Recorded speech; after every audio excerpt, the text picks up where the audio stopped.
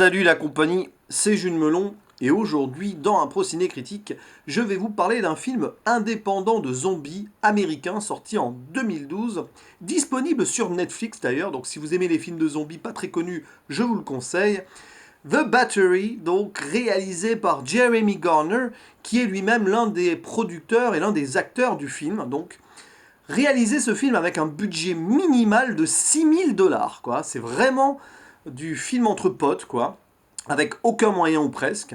Et donc, pourquoi je m'intéresse à ce film? Parce que l'ami Romain Rimbaud, collègue youtubeur et professeur aussi d'ailleurs, me l'a conseillé suite à une discussion qu'on a eue ensemble sur le The Dead Don't Die de Jim Jarmusch, qui n'a pas vraiment aimé et que moi j'ai aimé, pas ultimement mais quand même. Donc on a eu certains arguments et une discussion à ce sujet-là. Et le temps d'un de ses commentaires, il m'a dit, tiens, as-tu vu The Battery? J'ai dit non, et ah tiens, il est sur Netflix, bon bah je le verrai, j'en parlerai. Ce que je fais là donc. Et en effet, je vois le parallèle potentiel entre The Dead Don't Die et The Battery. On se retrouve dans un contexte donc d'apocalypse zombie, on ne sait pas trop pourquoi tout ça, et surtout sur une tonalité très mélancolique, très lente, très distanciée des choses. Ce n'est pas un film d'action de zombies, clairement pas. C'est un film contemplatif et naturaliste qui se concentre donc sur deux personnages, deux hommes, qui sont devenus amis de circonstance, même s'ils se connaissaient avant, c'était des joueurs de baseball d'une même équipe. D'un côté, vous avez Ben, qui était le receveur, et Mickey, qui était le batteur, et qui donc survivent tant bien que mal depuis quelques mois à ce qui est donc visiblement une invasion de zombies.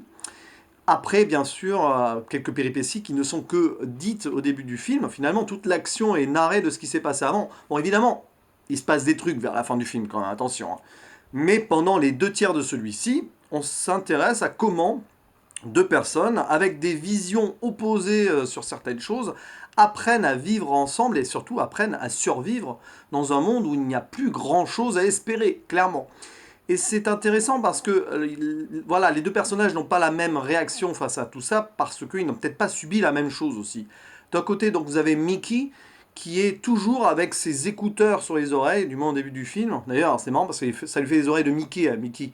Je sais pas si l'ont appelé comme ça pour ça, mais ça serait trop drôle. Et on sent que ce gars se réfugie dans la musique, il fuit la réalité en fait, il n'arrive pas à assumer, mais on comprend pourquoi, parce que sa famille a été décimée. L'autre, on ne sait pas trop, mais lui, sa famille a été décimée, les deux hommes étaient dans sa maison de famille, et je crois que ses parents, sa sœur et tout ont été tués, donc on sent qu'il y a quelque chose qui le pèse, et il refuse de vivre comme en mode survie, quoi. Il refuse cet apocalypse-là, il est dans le déni, clairement. Et lui, ce qu'il veut, c'est vivre dans une maison, voilà, squatter une maison pour toujours et vivre normalement. Alors que son compère, lui, Ben, bah, il profite de cet apocalypse pour se laisser aller à certains instincts primaux.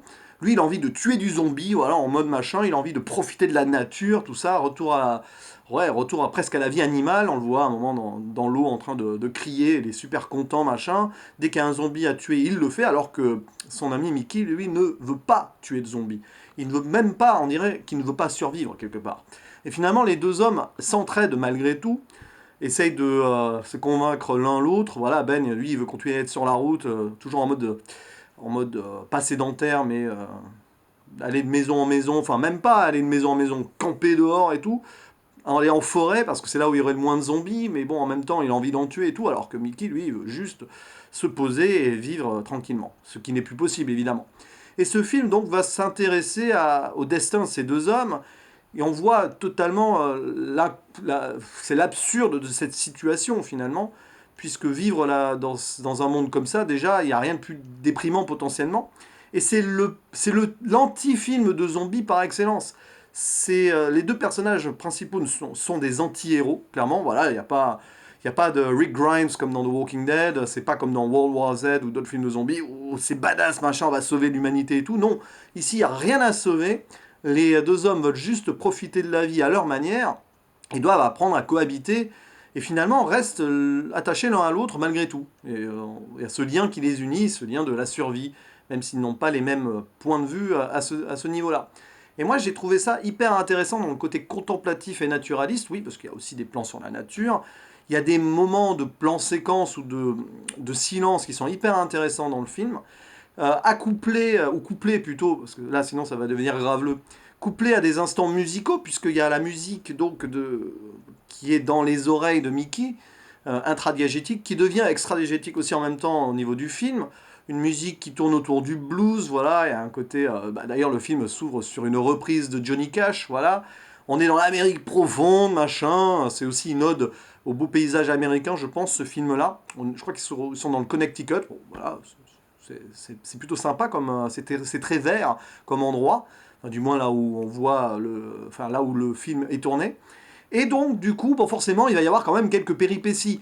Le côté Walking Dead du film, s'il y en a un à retenir, c'est qu'il y a une communauté quelque part, visiblement, qui s'est installée, qui survit entre elles, et les deux hommes tombent dessus grâce à des talkie-walkie, et là, voilà, l'opposition entre Mickey qui lui veut les rejoindre, et Ben pas du tout.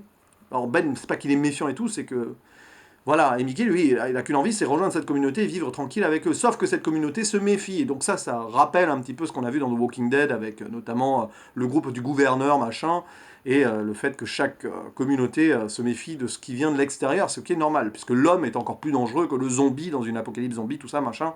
Vous connaissez la rengaine. Donc il y a ça, et puis bien sûr, il y a quelques moments où on bute des zombies, il y a des menaces de zombies, pas forcément dans les 2 premiers tiers du film, mais vers la fin, ça s'amplifie quand même.